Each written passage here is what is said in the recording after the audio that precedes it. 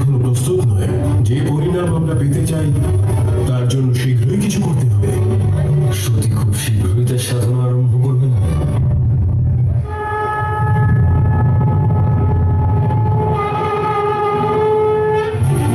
যে সমগ্র কৈলাসকে সুখে ভরিয়ে রাখে সেই সতী আজ এত বিষণ্ণ কেন?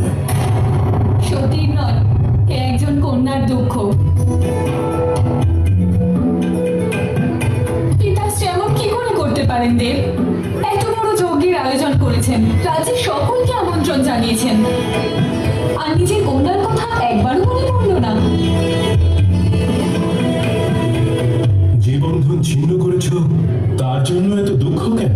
আমি এই জন্য দুঃখী নই শ্রীনারায়ণ যে আমার পিতা আমাকে উপেক্ষা করেছেন। আমার দুঃখের কারণ হলো ত্রিদেবের এক অন্যতম অংশ আমার স্বামীকে আমন্ত্রণ না জানিয়ে পিতা ওনাকে অপমান করেছেন। আমন্ত্রণ তো তাকেই জানানো হয় সতী, যাকে ব্যক্তি পছন্দ করে।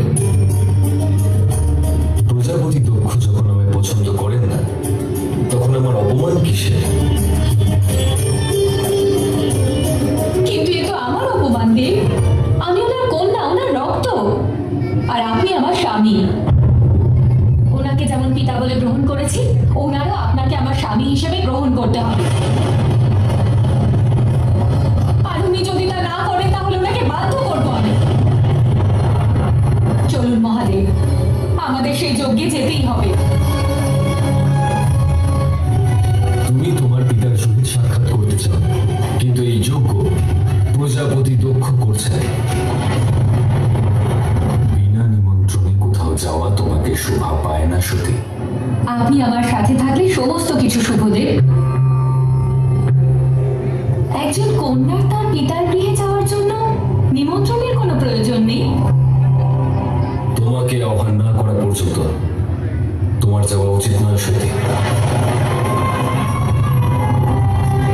আপনি না যেতে চাইলে আমি আপনাকে বাধ্য করব না, আর আপনিও আমাকে কোনো বাধা দেবেন না।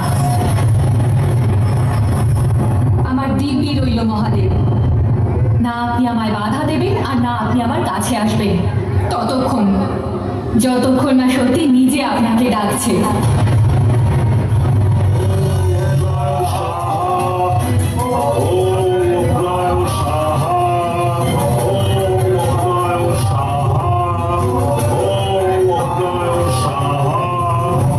মহর্ষি ভৃগু, অগ্নিদেব এখনো সন্তুষ্ট হননি। অগ্নি এখনো আহুতির পিপাসু হয়ে আছে।